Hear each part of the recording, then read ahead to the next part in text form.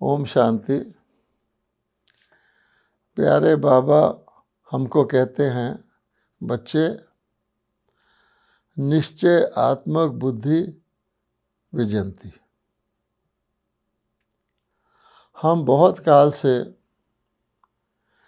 देह भान में रहे हैं, इसलिए हमें अपनी देह और देह से संबंधित हर वस्तु अच्छी तरह से याद रहती है और उसमें पूरा निश्चय रहता है। जैसे हमारे लौकिक पिता हैं, तो हमारे लौकिक पिता शरीर भी छोड़ जाएं तो भी जो ही हम लौकिक पिता का सोचते हैं वो सामने आ जाते हैं। एक व्यक्ति अपने लौकिक पिता को कभी नहीं भूलता। इसी प्रकार से जितनी भी हमारी लौकिक चीज़ें हैं, हमारे लौकिक शरीर का नाम है, हमारा कहीं पर बैंक अकाउंट है, कुछ भी है, वो हमें बिल्कुल नहीं भूलता। लौकिक पिता के पास तो फिर भी हम अपने कर्मों के हिसाब से जन्म लेते हैं, लेकिन परलौकिक पिता और अलौकिक पिता, दादा और बाप, शिव बाबा और ब्रह्मा बाबा, उनको तो हमने सोच समझकर हम उनकी गोद में गए हैं, उनके मुख वंशावली बच्चे बने हैं। कर्म के हिसाब से मिला हुआ पिता हमको नहीं भूलता, तो जिन्हें हमने अच्छी तरह से सोच समझकर, ठोक बजाकर, जानकर, मानकर, पहचानकर अपने पिता बनाया है, वो तो हमें बिल्कुल भी नहीं भूलने चाहिए। यानी परमात्मा में एक बार किसी का निश्चय हो गया तो निश्चय वो पक्का है और सारा लाइफ टाइम वो निश्चय और पक्का होते जाना चाहिए, जैसे जैसे बाबा हमें अनुभूति कराते हैं। लेकिन हर ब्राह्मण को जीवन में बाबा ने कम से कम एक अनुभूति तो कराई ही है। बाबा हमेशा कहते हैं, बच्चे याद करो वो पहला दिन जिस दिन आप मेरे बच्चे बने थे, आपने मुझे पहचाना, मैंने आपको कहा कि ऐ मेरे कल पहले वाले बच्चे, तो आपको स्मृति आ गई कि हम पद्मा पद्म भाग्यशाली अनेकों में से एक अनन्य शिव बाबा के बच्चे हैं। आपको अपने आत्मस्वरूप की स्मृति आ गई, क्योंकि कल पहले का याद आया और आपके मुख से निकला मेरा बाबा। और बाबा कहते हैं कि ये गोल्डन शब्द आपके मुंह से निकलते ही आप मेरे सारे वर्षे के अधिकारी बन गए। मैंने आपको तीनों लोकों का ज्ञान दिया, तीनों कालों का ज्ञान दिया, अपनी आत्मा का परिचय दिया, जो हम सब जानते हैं, अनुभवी हैं कि सारे कल्प में, सारे विश्व में कोई किसी को नहीं दे सकता, क्योंकि हमारे पिता त्रिकालदर्शी हैं, त्रिलोकीनाथ हैं, ज्ञान के सागर हैं और सबसे बड़ी बात सर्वशक्तिवान है। तो ऐसे सर्वशक्तिवान के बच्चे बनने पर हमको नाज होता है। बाबा ने हमें कई प्रकार से अपने में निश्चय और बढ़वाया। हम सब इतिहास जानते हैं, एक समय आया जब बाबा ने सबको कहा कि आपको छाछ और ढोढा कई दिन के लिए खाना है और आपको कुछ नहीं मिलेगा। चाहे आप मरीज़ भी हैं, आपको बुखार भी चढ़ा हुआ है, आपने बाबा को याद करके छाछ और ढोढा खाना है, आपकी तबीयत को कोई फ़र्क नहीं आएगा। और बाबा में निश्चय था।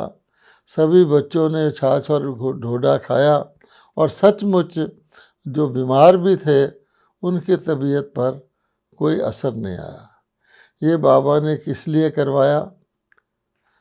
अपने अंदर बच्चों को निश्चय को और पक्का कराने के लिए कि सदा याद रहे कि हम किसकी संतान हैं, किसने हमें अपना बनाया है। इसी प्रकार से हम सुनते हैं कि एक बार यज्ञ में सिर्फ 8 आना बचा था।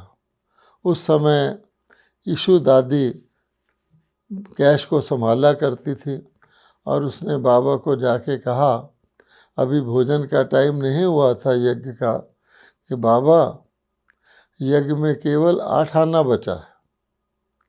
अब देखिए ब्रह्मा बाबा का निश्चय। तो ब्रह्मा बाबा और कोई होता तो सोचता इतने सारे बच्चों को पालना है, कैसे होगा। ब्रह्मा बाबा ने कहा शिव बाबा का यज्ञ है, शिव बाबा को चलाना है, मैं तो ट्रस्टी हूँ। तो क्या हुआ, उसी दिन बॉम्बे की एक माता ने यज्ञ में 10,000 रुपया भेज दिया। उस समय 10,000 कितना होता होगा आप अंदाज़ा लगा सकते हैं।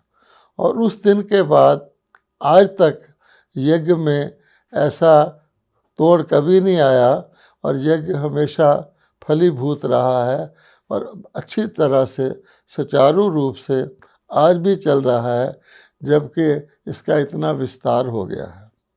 ये भी बाबा ने बच्चों को निश्चय कर दिखाया कि ये शिव बाबा का यज्ञ है, ऑलमाइटी का यज्ञ है, सर्वशक्तिवान का यज्ञ है, ये तो सदा चलता ही रहना है। और बाबा कहते हैं हर एक ब्राह्मण को मैंने इंडिविजुअल भी किसी न किसी प्रकार से ऐसी प्रकार की अनुभूतियाँ कराई हैं, ऐसी परिस्थितियों में उनको सहयोग दिया है, उनकी मदद की है, जो बच्चा समझता है कि मेरी बस से तो ये चीज़ बाहर थी, लेकिन बाबा था जिसने ये करवा दिया। कई अनुभव हम सबको अपने अपने जीवन में हुए हैं, लेकिन फिर भी बाबा ही कहते हैं कि बच्चे आश्चर्यवत सुनंती पशंती, दूसरों को भी सुनावंती और फिर भी भागंती। ये गीता में भी लिखा हुआ है। भगवान कहते हैं कि आश्चर्य की बात है, इतना अनुभव करने के बाद, इतना निश्चय रखने के बाद फिर भी बाबा ने कहा है जहाँ निश्चय आत्मक बुद्धि विजंती है, वहाँ फिर संशय आत्मक बुद्धि विनशंति भी हो जाता है। क्योंकि माया का राज्य है और 2 युगों से देहाभिमानी रहे हैं, तो माया भी जहाँ कोई ढील होती है, जहाँ कोई कमज़ोरी होती है, जहाँ कोई गुंजाइश मिलती है, तो माया भी अपना पूरा जोर लगाती है, क्योंकि माया का राज्य है कि मेरा राज्य कहीं छिन ना जाए। तो बच्चों की कई प्रकार से परीक्षा लेती रहती है। जो तो निश्चय बुद्धि रहते हैं, बाबा से योग युक्त रहते हैं, धारणाओं पर पूरा चलते हैं, वो तो उनका निश्चय और पक्का होता जाता है। लेकिन जहाँ कहीं कमज़ोरी होती है तो वहाँ पर संशय आने की गुंजाइश हो जाती है। बाबा ने ये भी बताया हुआ है कि बच्चे केवल बाप में निश्चय ही काफ़ी नहीं है, क्योंकि कई बच्चे फिर ये समझते हैं सब कुछ बाबा के ऊपर छोड़ देते हैं, बाबा ऑलमाइटी है, अब वही सब कुछ करेगा। लेकिन बाबा कहते हैं बाबा को क्या करना है, बच्चों को क्या करना है। बाबा करण करावनहार है, बाबा ने बच्चों से करवाना है, तो वो हमें अपना पार्ट भी तो बजाना है। ऐसा तो नहीं कि बाबा ऑलमाइटी है तो सब कुछ बाबा ही करेगा, क्योंकि बाबा ने ये भी बताया है कि जो करेगा सो पाएगा, ये भी नियम है। मैं तो न्यारा हूँ, कर्म भोग से न्यारा हूँ, इसलिए बच्चों के द्वारा करवाता हूँ, तो बच्चों का भाग्य बनवाता हूँ। एक का पद्मा पदम दिलवाता हूँ, लेकिन करना तो बच्चों को है। तो इसलिए कई बच्चे, बाबा ने ये कहा है कि मेरे में भी निश्चय चाहिए, लेकिन बच्चों को अपने अंदर भी निश्चय चाहिए कि बाप सर्वशक्तिवान हो और बच्चों में केवल कुछ शक्तियाँ हों कुछ ना हो। बाप के ऐसे बच्चे तो शोभते नहीं हैं, तो बाप समान बनना है। इसलिए बाबा कहते हैं अपने ऊपर भी बच्चों को निश्चय चाहिए, क्योंकि बाप बच्चों को ज्ञान से भरपूर करते हैं। ज्ञान बहुत बड़ा बल है। दिव्य शक्तियों से भरपूर करते हैं, दिव्य गुणों से भरपूर करते हैं। इसलिए बच्चों को अपने ऊपर भी निश्चय रखना है। और साथ साथ एक बहुत इम्पोर्टेंट बात बाबा बताते हैं कि जो दैवी परिवार है, जो ब्राह्मण परिवार है, जो हमारे भाई बहन हमारे साथ ही बाबा से अपना वर्षा ले रहे हैं, उनमें भी हमें पूरा निश्चय रखना है। तो बाबा ये कहते हैं, और देखते भी हैं हम, कि हम बाप में भी निश्चय रख लेते हैं, अपने में भी निश्चय रख लेते हैं, लेकिन दैवी परिवार में क्योंकि भांत भांत के, बाबा कहते हैं भानुमति ने कुंबा जोड़ा, स्थान स्थान से अनेक स्थानों से बाबा के बच्चे आके बनते हैं। उनके अपने अपने संस्कार होते हैं, और कलयुग के अंत में तो कई प्रकार के उल्टे संस्कार भी होते हैं। पापों का बोझ भी सिर पर होता है, जो हर एक ब्राह्मण छोड़ने के लिए ही योग लगाता है, तपस्या करता है, धारणा करता है। तो जो आपस में आते हैं, तो कई बार बाबा ने कहा है कि देखो मैंने इनको चुना है, मैंने आपको भी चुना है, आपकी भी कमी नहीं देखी, इनमें भी कोई कमी नहीं देखी। किसी का वर्तमान स्वरूप मत देखो। बाबा त्रिकालदर्शी है। बाबा ने उनका आदिकाल देखा है, उनका अनादिकाल देखा है।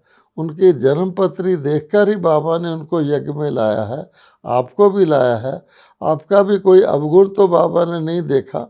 इसलिए आप भी ये देखो कि सभी हमारे भाई बहन हैं, सभी पुरुषार्थी हैं। बाबा के सभी बच्चे अपना अपना वर्षा ले रहे हैं, तो उनके अंदर भी उतना ही निश्चय होना चाहिए, क्योंकि वो बाबा ने उनको चुना है, जैसे बाबा ने हमें चुना है। फिर भी कई बार जब अटेंशन कम होता है, बॉडी कॉन्शियस में आ जाते हैं, तो परिवार के अंदर भी ऐसी कमियां देखने लग जाते हैं दूसरों की। फिर उन कमियां देखने से प्रभाव अपने ऊपर आता है। फिर अपनी कमियां कमज़ोरियां भी उभर आती हैं, कि जो चीज़ व्यक्ति देखता है वो सब जगह देखता है। तो कई बार ये चीज़ भी बहुत नुकसान कर जाती है। इसलिए बाबा कहते हैं कि सावधान रहना है, क्योंकि माया फिर संशय बुद्धि बनाने की भी कोशिश करती है। अब बाबा कहते हैं माया के आने के कई रास्ते हैं, और एक इम्पॉर्टेंट रास्ता ये है कि हमको कई बार अपने ज्ञान का, अपनी धारणा का, अपनी सेवा का सूक्ष्म अभिमान हो जाता है तो ये सारी देन बाबा की, लेकिन बीच बीच में बाबा को भूलने के कारण या अपने आप को मैं करने के कारण बाबा का ज्ञान, बाबा का सिखाए हुए सारी विशेषताएं वो हम अपने लिए लगा लेते हैं, बाबा को भूल जाते हैं। तो नतीजा क्या होता है, जिसको भी हम ज्ञान भी सुनाते हैं उसको भी हम, वो समझता है इसने बहुत अच्छा ज्ञान सुनाया, क्योंकि हम उस वक़्त ये ध्यान नहीं रखते कि बाबा ने हमें दिया है, इसका कनेक्शन भी हमने बाबा से जोड़ना है। सार में यह है कि व्यक्ति को अपनी विशेषताओं का, अपने धारणा का भी अभिमान आ जाता है। तो कहा जाता है पाप मूल अभिमान। ये अभिमान हमको फौरन देह अभिमान में ले आता है। तो जब देह अभिमान आता है तो फिर हम बेहद का बाबा, बेहद की प्राप्ति, वो सब भूल के सीमित दृष्टिकोण रखने लग जाते हैं। और माया भी ऐसा मौका देखती है कि फिर माया जिस चीज़ की हमें कमी कमज़ोरी होती है, जिस भी चीज़ की, उस रूप में आ जाती है। बाबा ने कई बार ये भी कहा है कि बच्चों की दूर की नज़र तेज़ होती है, कई बार नज़दीक की नज़र कमज़ोर होती है। हम ज्ञान में तो लोक परलोक की बातें जानते हैं, तीनों कालों तीनों लोकों को बुद्धि में रखते हैं, लेकिन जो हमारे बिल्कुल साथ रहते हैं, हमारे बिल्कुल समीप के संबंध में आने वाले हैं, उनकी हम कमी कमज़ोरियां देखना शुरू कर देते हैं। जैसे कई बार बाहर की बहुत सफाई करते हैं हम, लेकिन छोटे छोटे जर्म या बैक्टीरिया अगर रह जाए किसी चीज़ में तो बहुत नुकसानकारक होता है, वो बहुत जल्दी से वृद्धि को भी पाता है। तो बाहर की सफाई करते हुए अगर हम छोटी छोटी चीज़ों का भी ध्यान नहीं रखेंगे, बड़ी बड़ी भूलों को कंट्रोल कर लेंगे, लेकिन छोटी भूल को इग्नोर कर देंगे, तो भी कई बार नैया में एक छोटा सा छेद भी सागर के अंदर नैया को डुबो देता है। इस प्रकार की बातें जब आती हैं तो फिर माया क्या करती है, कई बार ईश्वर का रूप भी लेके आ जाती है। बाबा कहते शास्त्रों में भी लिखा हुआ है कि ऐसे माया रूप लेके आएगी जिसमें आपको लगेगा इसमें तो आपका बहुत कल्याण है। माया आपको इतना प्रसन्न कर देगी कि किसी भी आपकी उपलब्धि से इतना खुश कर देगी, हम समझ ही नहीं पाएंगे कि ये माया का तूफान है, ये मेरी अतीन्द्रिय सुख की अवस्था है। कभी कभी बाबा एग्जाम्पल देते हैं कि जब तूफान आता है ज़ोर से तो किसी चीज़ को उड़ा के ऊपर आसमान की तरफ ले जाता है, बड़े बड़े मकानों की छतें भी उड़ा देता है, लेकिन वो उड़ना कोई ऊंची स्टेज नहीं है, चढ़ती कला नहीं है, क्योंकि फिर वो पटक भी देता है धरती पर। इतना उड़ाकर जो धरती पर पटक दे, नीचे ले आए बिल्कुल, वो तूफान है, वो कि उड़ती कला की अवस्था नहीं है। तो जब भी हम लापरवाही करते हैं, अलबेले होते हैं या किसी प्रकार के मैंपन में आते हैं, क्योंकि बाबा ने कहा हुआ है आप निमित्त हो, आप ट्रस्टी हो, आपको निर्माण हो के रहना है। इसमें जब हम कोई भूल कर देते हैं तो माया के हम शिकार हो जाते हैं, और कई बारी तो बहुत बड़े बड़े रूप से शिकार हो जाते हैं, क्योंकि माया ईश्वर का रूप भी रख के आ जाती है। हम जानते हैं, इतिहास में यज्ञ के हमने पढ़ा है कि आदिकाल में भी ऐसा हुआ था। बाबा के कई बच्चे थे जिनके अंदर खुद भगवान आते थे।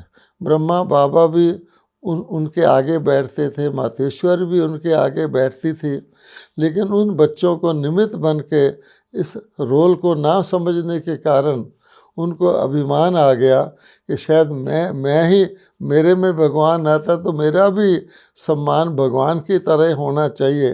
और हम इतिहास में जानते हैं उस अभिमान के कारण वो बच्चे एक दिन यज्ञ को छोड़कर आश्चर्यवंत भगंती हो गए थे।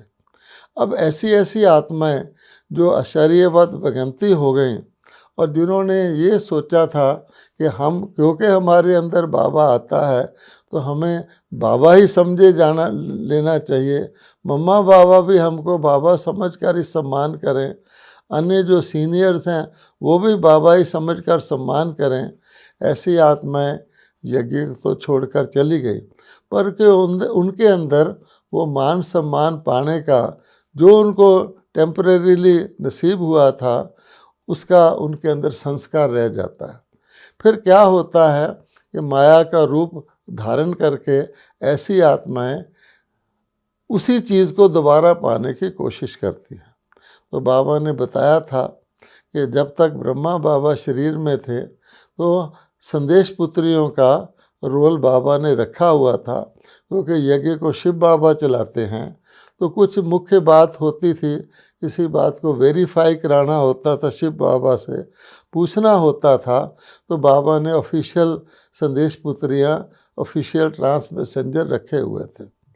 फिर जब बाबा व्यक्त हो गए तो बाबा ने कहा कि ब्रह्मा बाबा के समय कई जगह ट्रांस मैसेंजर थे, सेंटरों पर भी थे, उनके अंदर कई बारी अपने निजी संस्कार या कोई माया आकर के प्रवेश होकर के कुछ ऐसी बातें करते थे जो अनुकूल नहीं लगती थी, इसलिए बाबा से वेरीफाई कराया जाता था।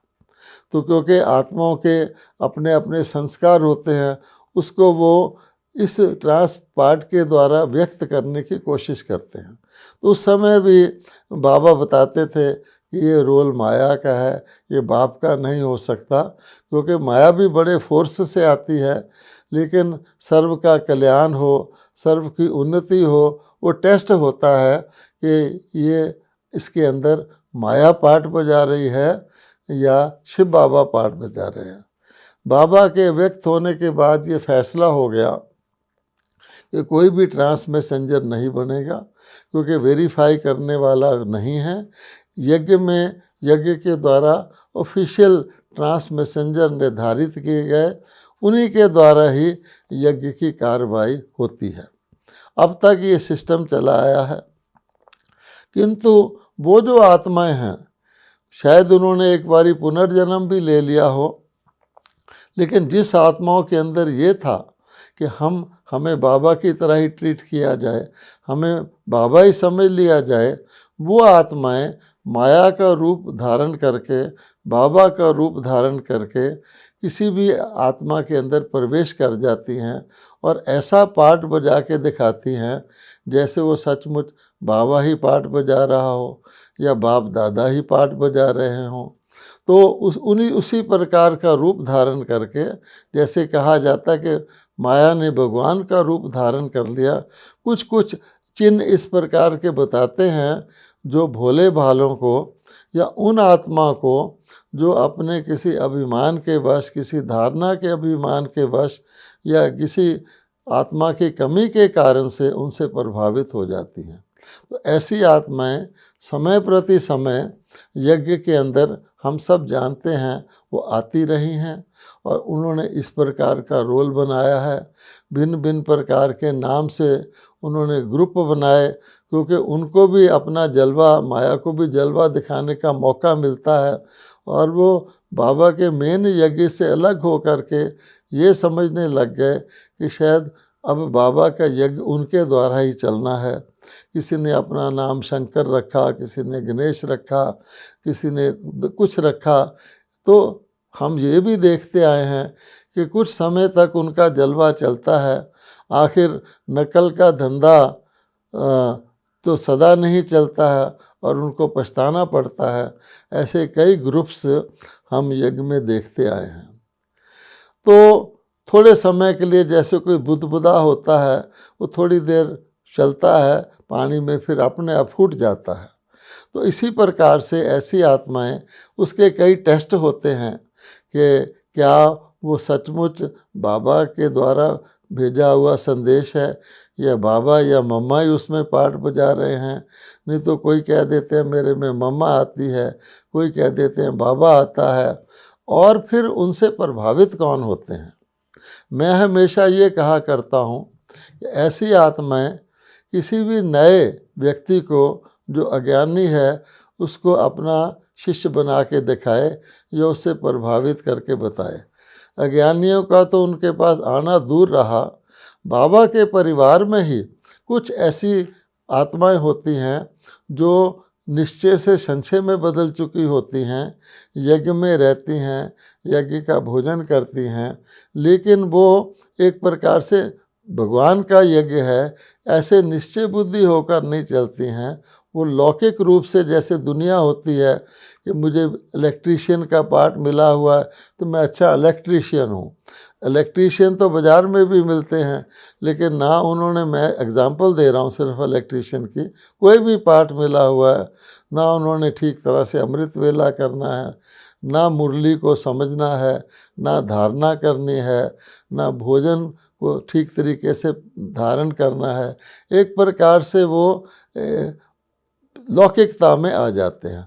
तो ऐसे लौकिकता में आने वाले इस पावन अलौकिक यज्ञ में रहें तो ज़रूर उनके अंदर कोई ना कोई विकार भी उत्पन्न हो जाता है। तो बाबा ने तो बहुत मुरलियों में कहा हुआ है, ये इंद्र सभा है, बाबा हमेशा कहते हैं इसमें धारणा वाले कोई आना चाहिए, धारणा वाले कोई लाना चाहिए। बाबा कहावत भी सुनाते हैं कि एक परी किसी दूसरे को ले आई थी तो उसकी मनुष्य गंध सारी इंद्र सभा में फैल गई थी। तो इस प्रकार से ऐसी ऐसी आत्माएं, या यूँ कहें कभी आप बगीचा लगाते हैं, कोई फूल लगाते हैं, कोई फलदार पेड़ लगाते हैं, तो उसके इर्द गिर्द घास फूस उग जाता है।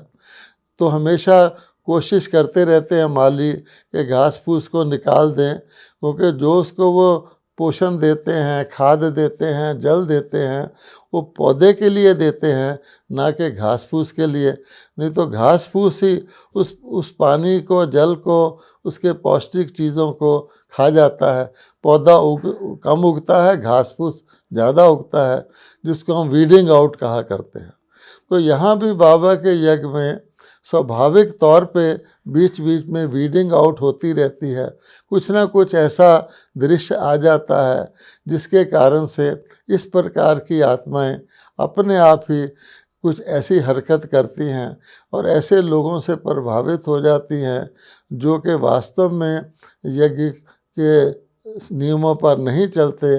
उनको अपना थोड़ा सा मान शान मिल जाए, 15, 20, 100, 200, 1000 उनको फॉलो करने वाले मिल जाएं, तो जैसे कहा जाता है कि हल्दी की गांठ लेकर चूहा पसारी बन गया, इस प्रकार की स्थिति में वो आते हैं।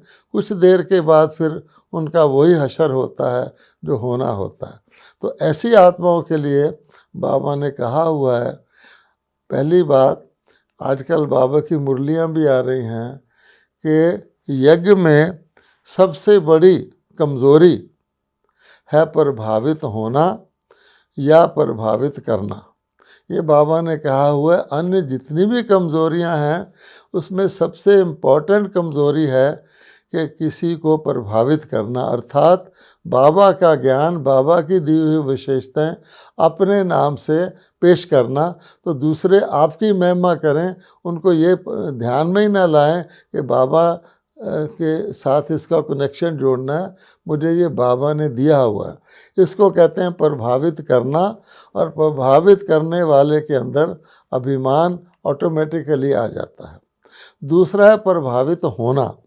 तो बाबा ने कहा, जब तुम मेरे बच्चे बन गए, तुमने निश्चय कर लिया कि सर्वशक्तिवान परमात्मा, जिससे बड़ा कोई है ही नहीं, उसके हम बन गए, हम उससे प्रभावित हो गए। फिर ऊंचे से प्रभावित होने के बाद किसी छोटे से प्रभावित होने का तो मतलब ही नहीं। ये जब देह अभिमान में आते हैं तो हम देखते हैं कि कई जो ब्रह्मा कुमार होते हैं, जूनियर होते हैं, पूरी तरह से ज्ञान के नहीं चलते, वो कोई नेता आ जाए, कोई संसारिक बड़ा व्यक्ति आ जाए, उसको देखने लग जाते हैं, उसके साथ फ़ोटो खिंचवाने लग जाते हैं, उससे प्रभावित हो जाते हैं। यहाँ तक कि किसी को समझाने को भी दिया जाए तो अपना ज्ञान पूरी तरह से नहीं समझाते, वो कहते हैं ये तो ऐसा है, ये कहीं बिगड़ ना जाए। तो बाबा कहते हैं प्रभावित होना भी एक बहुत बड़ी कमज़ोरी है।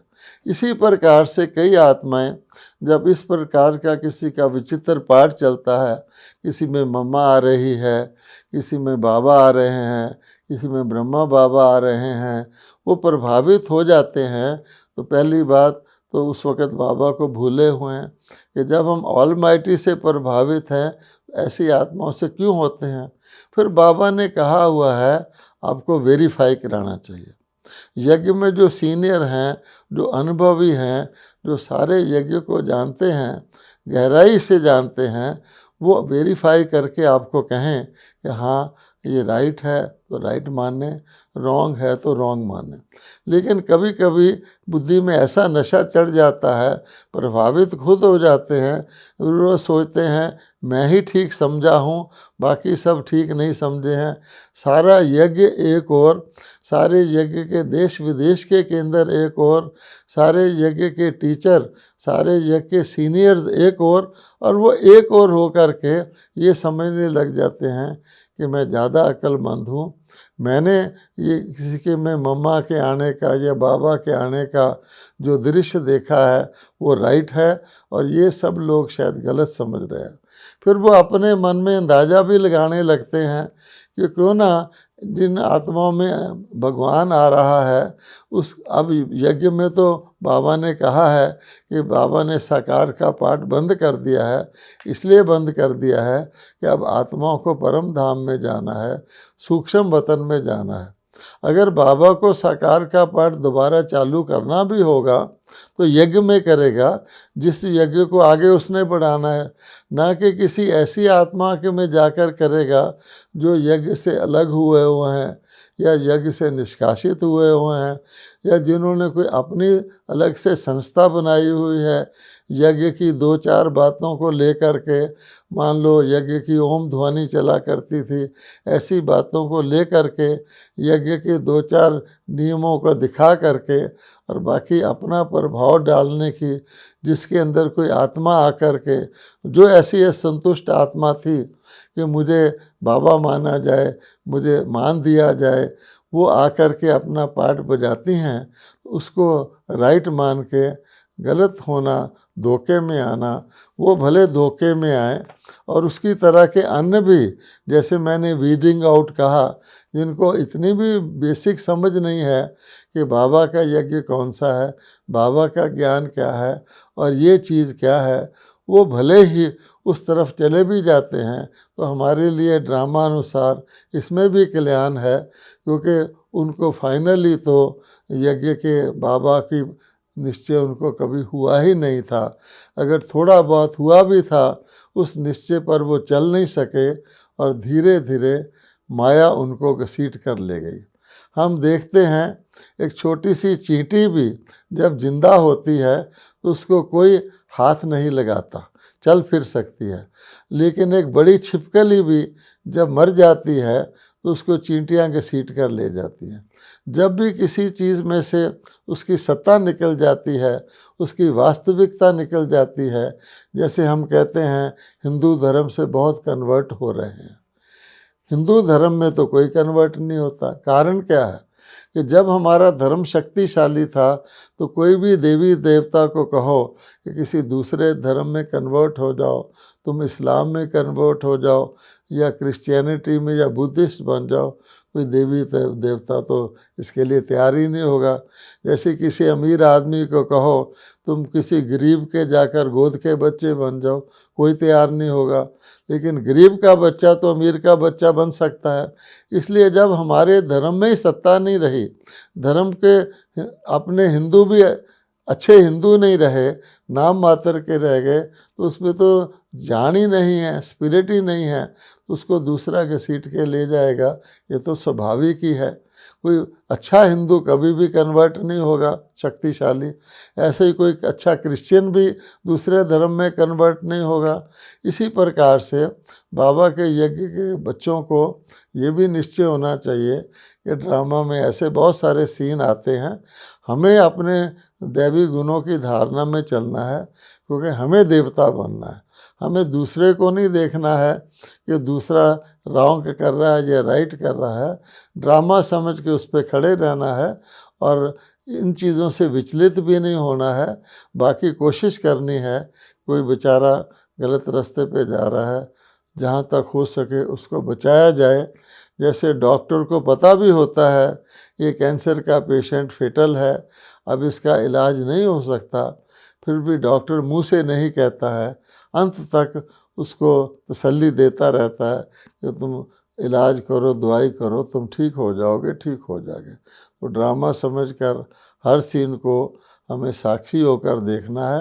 बाबा भी ऐसे ही करते हैं। बाबा को पता भी होता है कि ये बच्चा आगे जाके इसकी ये गति है, फिर भी बाबा कहते हैं मेरा अपना फ़र्ज़ है उसको चलाते रहना। हमारा भी इसी प्रकार का फ़र्ज़ है उसको चलाते रहना। फिर कई पूछते हैं अगर ऐसी आत्माएं बाद में ठीक हो जाएं तो हमें यज्ञ में वापस ले लेना चाहिए। तो बाबा ने कहा हुआ है कि सुबह का भूला अगर शाम को भी घर आ जाए उसको भूला नहीं कहते, क्योंकि बाबा के द्वार तो हर एक के लिए खुले हैं। जब भी किसी को रियलाइजेशन हो जाए उसका स्वागत करते हैं। बाकी बीच में वो अपना जितना नुकसान कर लेता है उसका वो स्वयं जिम्मेवार है। ओम शांति।